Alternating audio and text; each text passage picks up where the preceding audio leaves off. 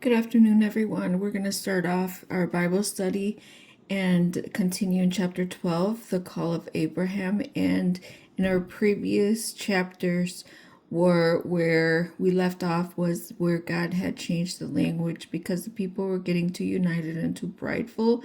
And that was not his plan. His plan was for them to separate and populate the earth, but they just wanted to stay in one place and be greedy and selfish and prideful. So God's like, no.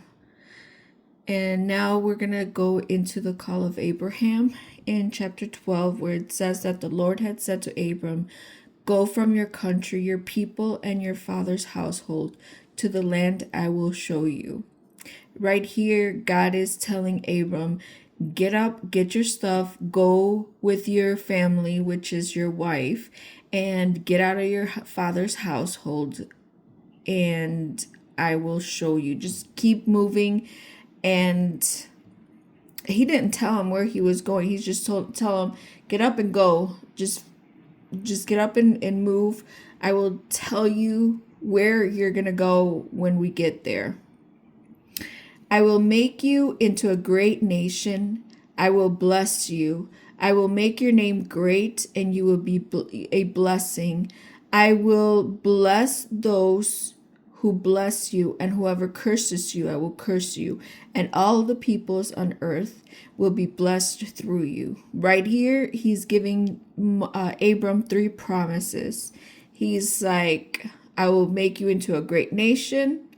I'm going to make your name great, and I'm going to bless those who bless you and curse those who curse you.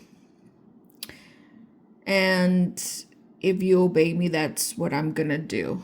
So Abram went as the Lord had told him, and Lot went with him. And Abraham was 75 years old when he set from Haran. He took his wife Sarai, his nephew Lot, and all the possessions they had accumulated, and the people they had acquired in Haran. And they set out for the land of Canaan, and they arrived there. Abram traveled through the land as far as the site of the great tree of Moreh.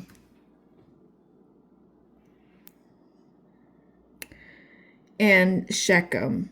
At that time, the Canaanites were in the land. The Lord appeared to Abram and said, "To your offspring."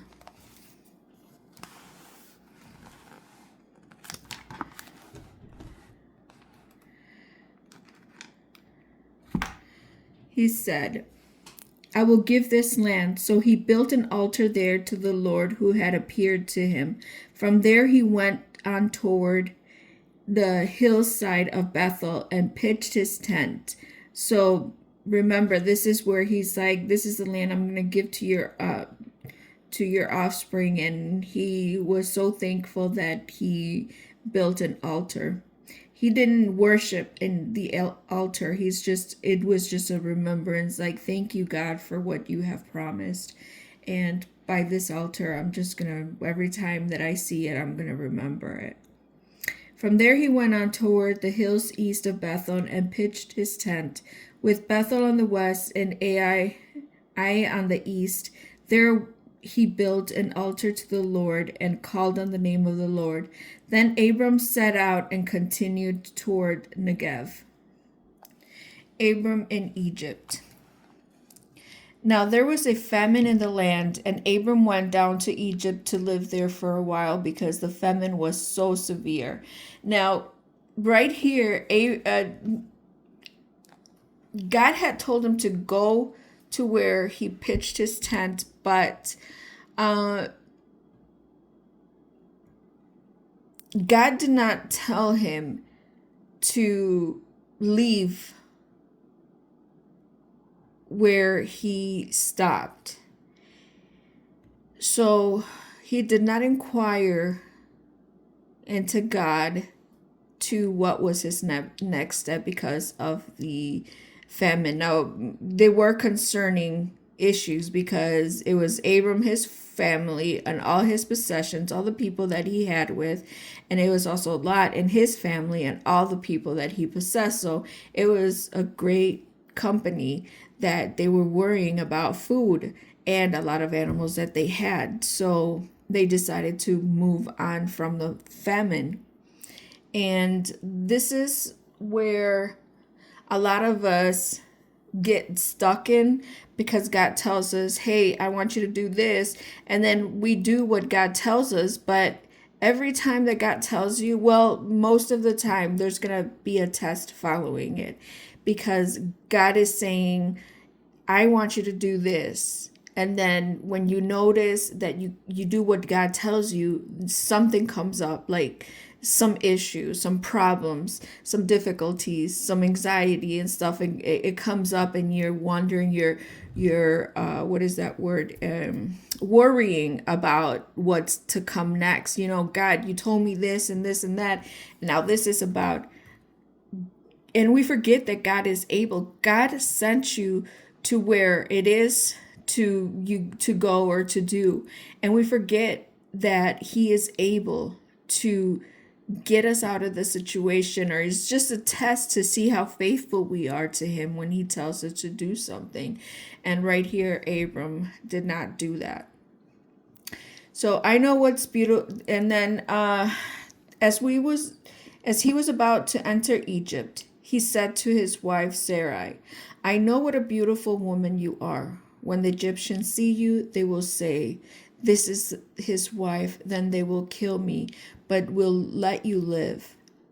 So at those times, if they saw, or whenever they saw a beautiful woman and she had a husband, they would kill the husband to keep the wife, because they didn't want no strife or whatever. If they were powerful, they didn't want to, drama to come around and to deal with it. So they would just automatically kill the husband to keep the wife. I don't know, those were the days, and that's how it was back then. When the Egyptians see you, they will see this is his wife, and then they will kill me, but will let you live. Say you are my sister, so that I will be treated well for your sake, and my life will be spared because of you. Now Abram is saying a half truth, because Sarai is his half sister. They have the same father but a different mother. So he married her. So he's just like, let's just say you're my sister. He's not lying, but he's not saying the whole truth, which is his wife. When Abram came to Egypt, the Egyptians saw that Sarah was a very beautiful woman, and when Pharaoh's officials saw her, they praised her to Pharaoh. So the Egyptians, the people, the servants, they saw that Sarah was very beautiful. And mind you that Abram was like in his 70s, so Sarai must have been like in her 60s. And being such a beautiful, gorgeous woman at that age, that the servants and the people, they went to Pharaoh, and they're like, hey, there's this woman, she's so beautiful. And they brought her into, they took her into Pharaoh.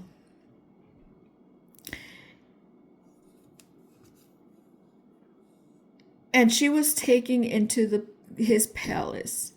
He treated Abram well for her sake, and Abram acquired sheep and cattle, male and female donkeys, male and female servants, and camels.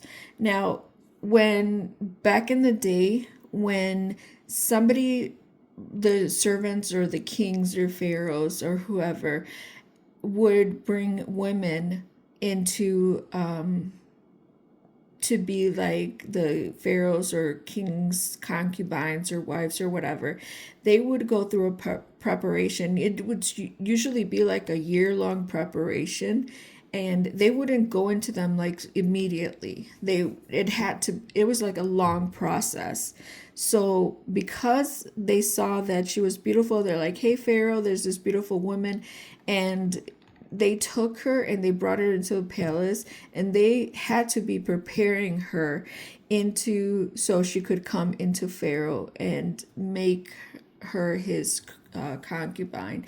And because of this, they praised Abram because of his sister. They're like, that's his brother. Let's treat him right, because she's such a beautiful woman that, even Pharaoh would love her. But the Lord inflicted serious diseases on Pharaoh and his household because of Abram's wife, Sarai. So now God's like, okay, I had promised Abram that he would come, or he would have descendants as much as numerous as the stars and the sand, and he's not going to allow someone else to defile Sarai. So he came into Pharaoh's dream and he told him what was going on. So Pharaoh summoned Abram. "What have you done to me?" he said. "Why didn't you tell me she was your wife?" So right here, he's rebuking Abram for lying to him. "Why didn't you tell me she was your wife? Why did you say she is my sister, so that I took her to be my wife? Now then, here is your wife. Take her and go." Then Pharaoh gave orders about Abram to his men, and they sent him to his way with his wife and everything he had. So he's like, here you go. Because of you and your lies, your God has punished me and my town and my people. So just get all your stuff and go. So they didn't take away nothing that they had given him. So just as he had, they told him to leave. So Abram went up from Egypt to the Negev with his wife and everything he had, and Lot went with him. Abram had become very wealthy in livestock and silver and gold. From Negev, he went from place to place until he came to Bethel, to the place between Bethel and Ai. There was where his tent had been earlier, where he had his first built an altar.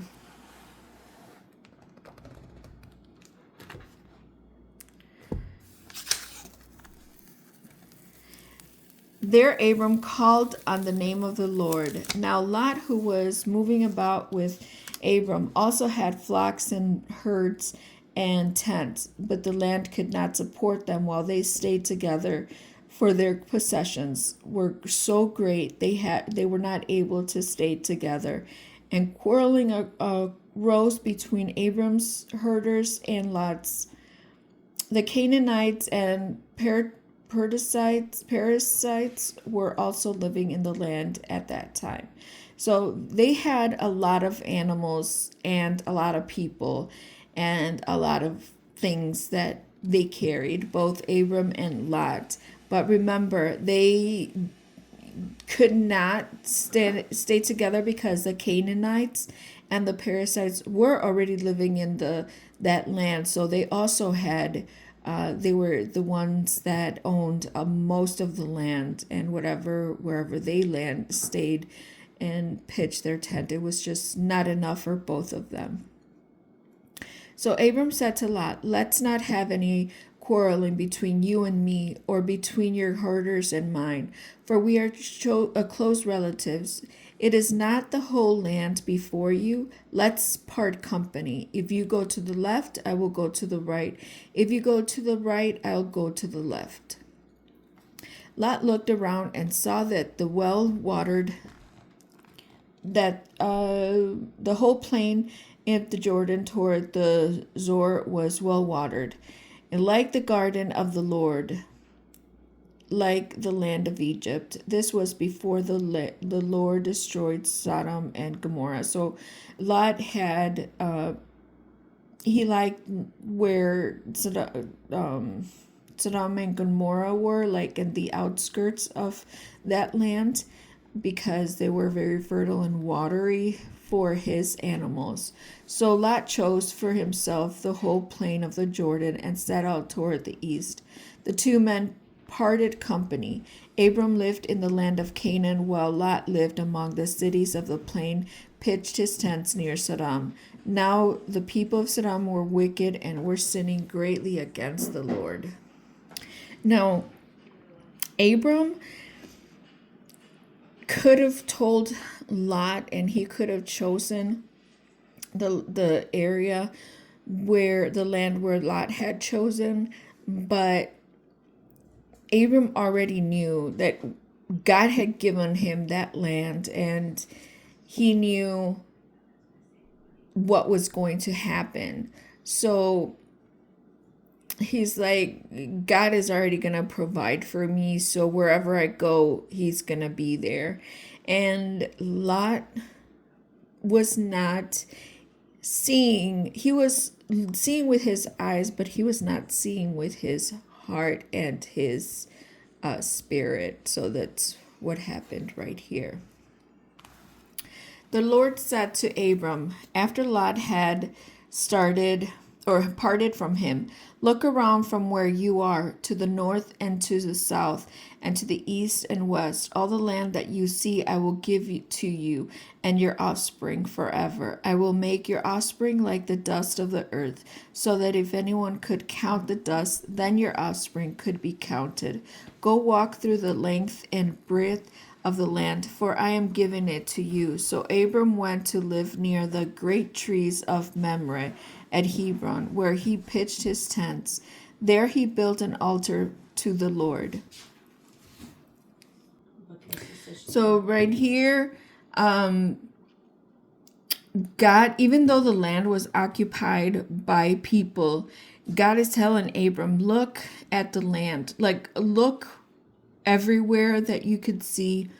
I'm going to give this to you and your people. Like, this is going to be your people's land, your offspring, your children's land. This is, all of this is going to be yours. And imagine how Abram must have felt when he told him that, because, I mean, he was not seeing, he was seeing with his eyes that people were there, that people already had houses there, that people already had animals, that they already had things in that land, possessions in that land. But it did not stop him from believing what God was telling him. Because God was telling him, hey, ignore what you see with your eyes, but see with your spiritual eyes what is going to be. And that's the faith that we need to look for at some time, most of the time, or at least for me. You know, God, I pray sometimes, and I ask God, and he's like, hey, you know, I'm going to give you this and this and that. And sometimes I have to be like, well, I can't see it. I can't physically see it with my eyes, and I'm having trouble spiritually seeing it with my spiritual eyes, because, you know, corruption is there. But if we have the faith of Abram, where he was able to see the future and beyond what his physical eyes were seeing, it would just, he believed, he had faith. And sometimes that's what we just need to go through and see as well for ourselves.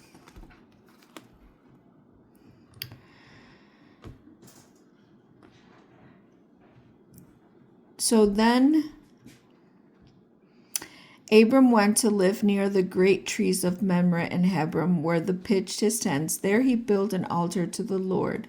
Chapter 14. At the time when Amphraphel was king of Shinar, Ariah king of Elsar, Chedorlaomer king of Elam, and Tidal king of Goyim, these kings went to war against Bera king of Sodom, Bersha king of Gomorrah, and Shinab king of Adam, Shember king of Zeboim, and the king of Bela, Beer king of Zeboim, the king of Bela, that is Zor. All these later kings joined forces in the valley of Siddim, that is the Dead Sea Valley. For the 12 years they had been subjected to Chedorlaomer, but in the 13th year they rebelled. In this 14th year, Kedorlaomer and the kings allied with him went out and defeated the Rephaites in Ashtaroth, Carnium, and the Zuzites in Ham, the Emites in Shevech, Kirithaim, and the Heroites in hill country of Seir, as far as El Paran near the desert. Then they turned back and went to En Mishpat, that is Kadesh, and they conquered the whole territory of the Amalekites, as well as the Amorites who were living in Hazeron Tamar. There the king of Sodom, the king of Gomorrah, the king of Adam, and the Admah, and the king of Zeboim, and the king of Bela, that is Zor, marched out and drew up their battle lines in the valley of Siddim against Kedorlaomer, king of Elam, Tidal, king of Gom, and Amphraphel, king of Shinar, and Ariah, king of Elazar. 4 kings against 5. Now the valley of Siddim was full of tar pits, and when the kings of Sodom and Gomorrah fled, some of the men fell into them, and the rest fled into the hills. The 4 kings seized all the goods of Sodom and Gomorrah and all their goods. Then they went away. They also carried off Abram's nephew Lot and his possessions, since he was living in Sodom. A man who had escaped from it came and reported this to Abram the Hebrew. Now Abram was living near the great trees of Mamre the Amorite, a brother of Eshcol and Aner, all of whom were allied with Abram. When Abram heard that his relatives had been taken captive, he called out the 318 trained men born in his household and went to pursuit as far as Dan. During the night, Abram divided his men to attack. Then he routed them, pursuing them as far as Hobah, north of Damascus. He recovered all the goods and brought back his relatives, Lot and his possessions, together with the women and the other people. After Abram returned from defeating Kedorlaomer and the king allied with him, the king of Sodom came out to meet him in the valley of Sheveth, and that is the king's valley. Then Melchizedek, king of Salem, brought out bread and wine. He was priest. So right here, all the enemy kings were at war with other kings that took over Sodom, where Lot was, and they were defeated. But then Abram came with his people, and he went and took Lot and his family and some of the other people that lived in Sodom. And Melchizedek was a king and a priest, and when he saw that Abram was successful in taking back the possessions and his family, he praised him. We'll see that up in the coming chapters.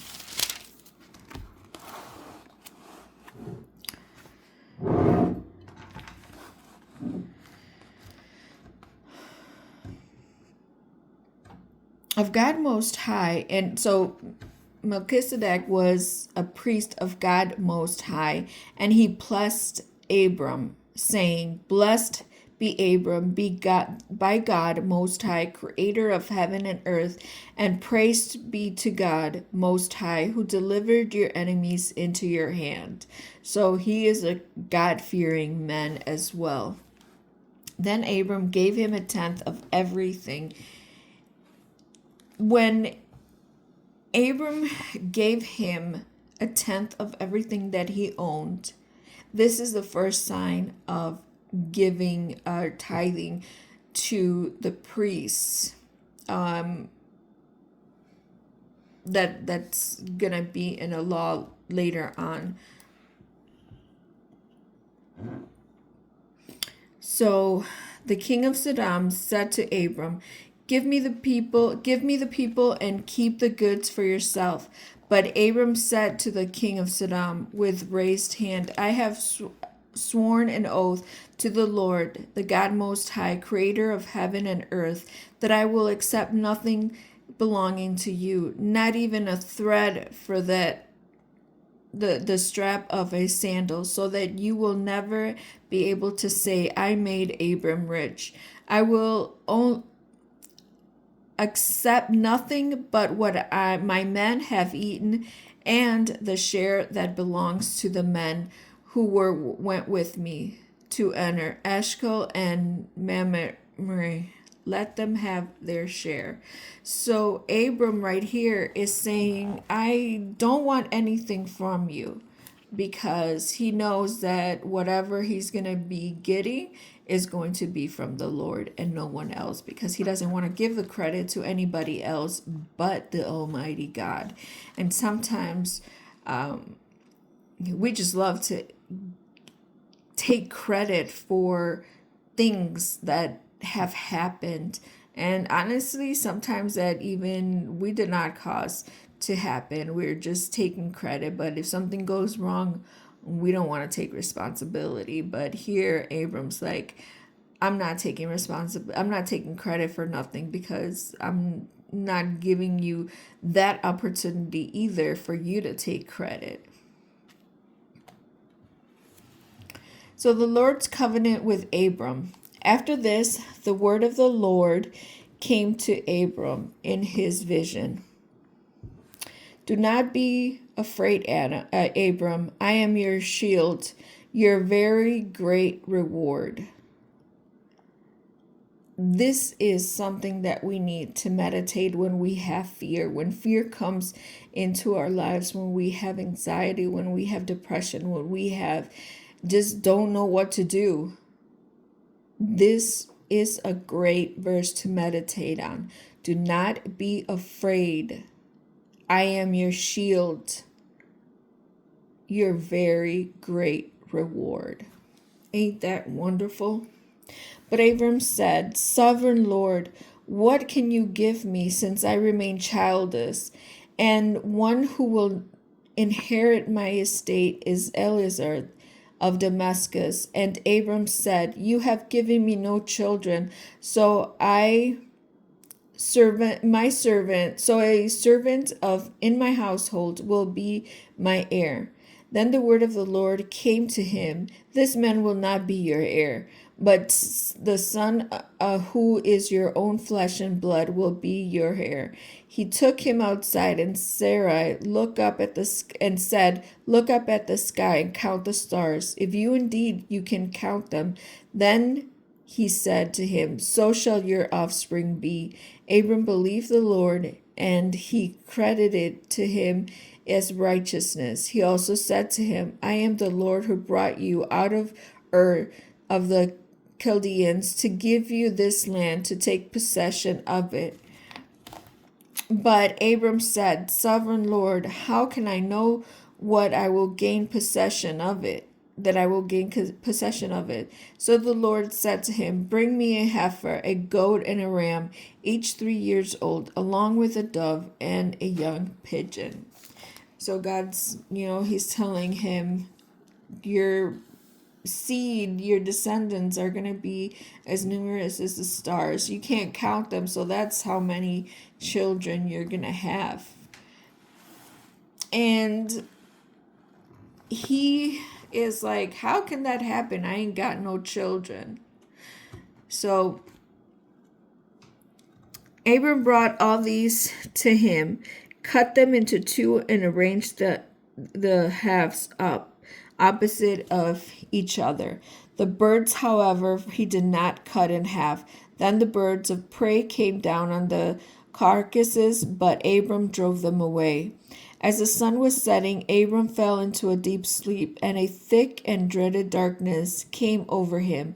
Then the Lord said to him, Know for certain that for 400 years your descendants will be strangers in a country not their own, and that they will be enslaved and mistreated there. but I will punish the nation they serve as slaves. And afterward, they will come out of the great possessions. You, however, will go to your ancestors in peace and be buried at a good old age. In the fourth generation, your descendants will come back here, for the sin of the Amorites has not yet reached its full measure. When the sun had set and darkness had fallen, a smoking fire pit with a blazing torch appeared and passed between the pieces. On that day the Lord made a covenant with Abraham and said, "To your descendants I will give this land, from the Wadi of Egypt to the great river, the Euphrates, and the land of the Canaanites and Kenizzites and Canaanites, Hittites and Perizzites, Rephites, Amorites, Canaanites, and Gershites and Jebusites, Hagar and Ishmael." Now Sarah, Abram's wife, had borne him no children, but she had an Egyptian slave named Hagar. So she said to Abram, "The Lord has kept me from having children. Go sleep with my slave. Perhaps I can build a family through her." And Abram agreed to what Sarai said. So after Abram had been living in Canaan 10 years, Sarai, his wife, took her Egyptian slave Hagar and gave her to her husband to be his wife. He slept with Hagar and she conceived.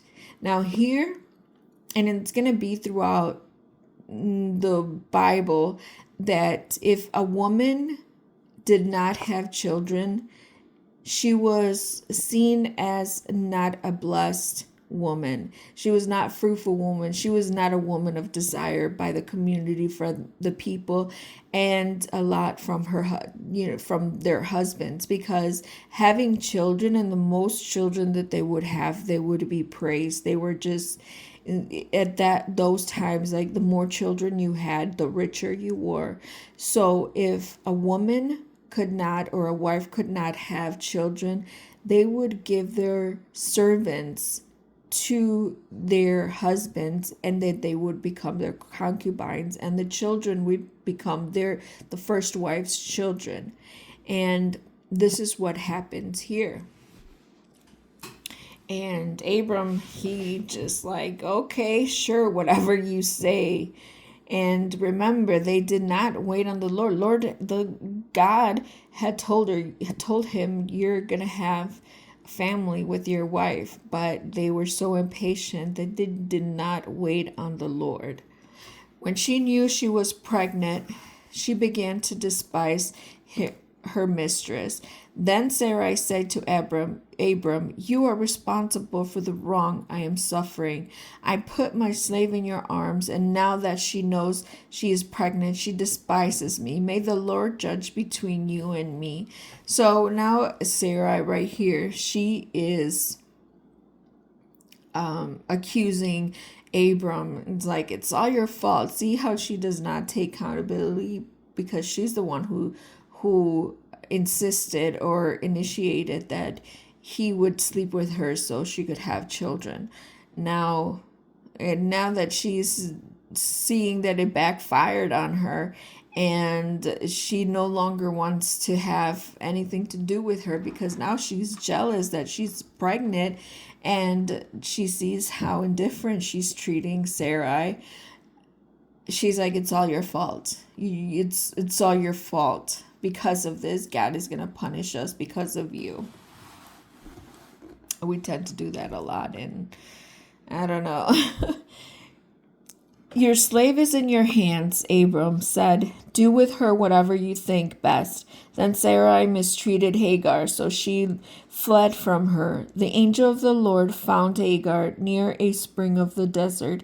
It was the spring that is beside the road of Shur, and said, "Hagar, slave of Sarai, where have you come from, and where are you going?" Now again here, the angel knows what's happening, but he wanted her to explain it to her, like, so she could say it in her own words, and so she could help herself see what's going on. Then the angel of the Lord told her, I'm sorry, and Hagar, slave of Sarai, where have you gone and where have... Okay. Hagar answered and said, I'm running away from my mistress Sarai, she answered. Then the angel of the Lord told her, Go back to your mistress and submit to her. The angel added, I will increase your descendants so much that they will be too numerous to count. The angel of the Lord also said to her, You are now pregnant, and you will give birth to a son. You shall name him Ishmael, for the Lord has heard of your misery. And he will be a wild donkey of a man. His hand will be against everyone, and everyone's hand against him. And he will live in hostility toward all his brothers. So right here, the angel's like telling Hagar, hey, I know you're suffering, but go back. Go back, because your son is going to be a blessed son. He is going to be a father of many nations as well. And she gave him the name to the Lord who spoke to her. You are the God who sees me. For she said, I have now seen the one who sees me. That is why the well was called Beer Lahai Roi. It is still there between Kadesh and Bered. So Hagar bore Abram a son, and Abram gave him the name Ishmael, the son who had born. Abram was 86 years old when Hagar bore him Ishmael. Wow, he was really old at this time.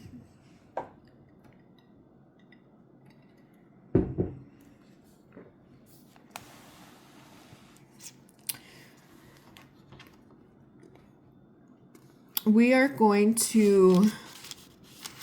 No, let's continue to one more chapter. The covenant of circumcision. When Abram was 99 years old, the Lord appeared to him and said, I am God Almighty. Walk before me faithfully and blameless. Then I will make my covenant between me and you, and will greatly increase your numbers. Abram fell face down, and God said to him, As for me, this is my covenant with you. You will be the father of many nations. No longer will you be called Abram. Your name will be Abraham, for I have made you a father of many nations. That is what the name of Abraham means. I will make you very fruitful. I will make you nations of you. The kings will come from you, and I will establish my covenant as an everlasting covenant between me and you and your descendants after you for the generations to come, to be your God and the God of your descendants after you, the whole land of Canaan where you now reside as a foreigner. I will give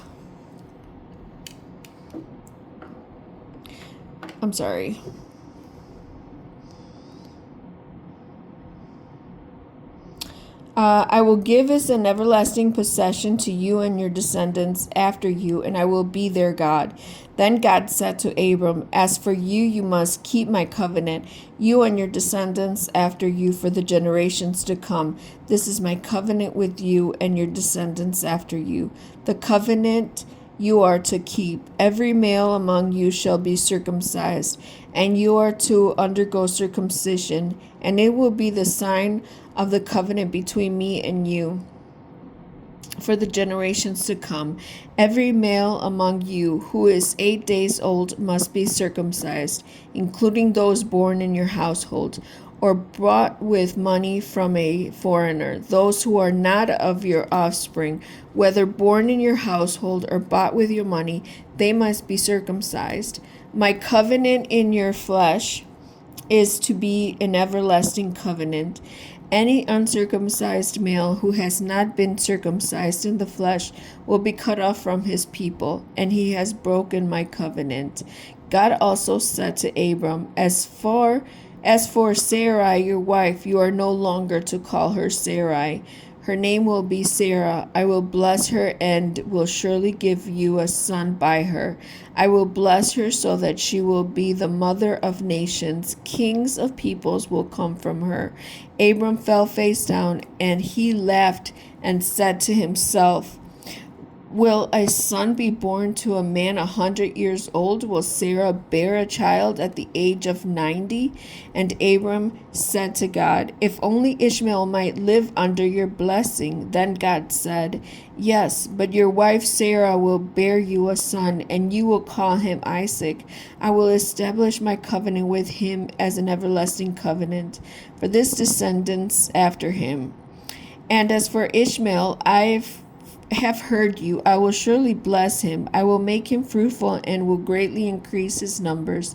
He will be the father of 12 rulers, and I will make him into the great nation. But my covenant will establish with Isaac, whom Sarah will bear. So Abraham, God is telling him, I'm going to make you and your descendants my people, and I am going to be their God, your God, but you have to circumcise. And this is a sign that it's going to show the difference between any other people and God's people. Anyone that's circumcised is going to stay within the covenant, the promise of protection of God, as long as they obey him and be circumcised. That is a condition. And for Ishmael, he's telling him he is going to be blessed, and he is going to have also be a father of many nations, but my promise, my protection is going to be more towards Isaac. He's going to make Ishmael very profitable, very successful, but his hand is going to be on the hand of the descendants of the son of Sarai.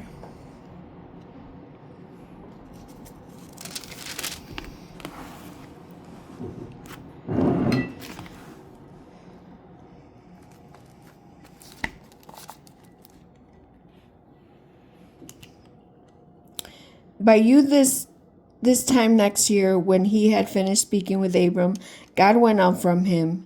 On that very day, Abram took his son Ishmael and all those born in his household, or bought with his money, every male in his household, and circumcised them as God told him. Abraham was 99 years old when he was circumcised, and his son Ishmael was 13. Abraham and his son Ishmael were both circumcised on that very day, and every male in Abram's household, including those born in his household and bought with foreigners from a foreigner, was circumcised with him. So on this day, every male was circumcised as God had asked him to do. Now, on the next time that we do Bible study, we're going to read about the 3 visitors and the destruction of Gadam and Samora. And it's going to be very sad of what's going to happen, but I'm glad that we're doing the Bible study. I know I'm delaying. I said I was going to do it on Tuesday and then Wednesdays, but things just have been happening. But I'm really trying hard to do it on time. And hopefully soon, these days coming, I will do it as I had said I would. But I pray that you guys meditate on the word, understand the word, because reading the word is not just reading it. I mean, it's good, but the most important thing is able to understand what you read and able to use God's word into our daily life, because the word, God has given you an answer, a solution to every problem that you may have. Everything, every there's an answer for everything in the Bible. So if you read it, you practice it, you study it, you understand it, and it just makes you, it changes your heart and your views. It changes your personality, your person, your attitude, and it just makes you a better person. And God, just the Holy Spirit works in you every time that you want to learn about his word, about his promises, because I promise you, you read the Bible, you applied it in your daily life, you affirm and you preach and you tell this, you say it back to God, you affirm it with him, and you say, God, your word says this, so you need to do it because I believe everything you say. And I promise you, he answers you and he speaks. But I'm thankful that you're here listening to the word, and I pray that just that seed keeps growing in you. So until next time, I pray for all of you and for me that we have a burning fire, desire for the Word of God and to be in the presence of the Lord Almighty. So thank you, everyone. Till next time. God bless. Bye.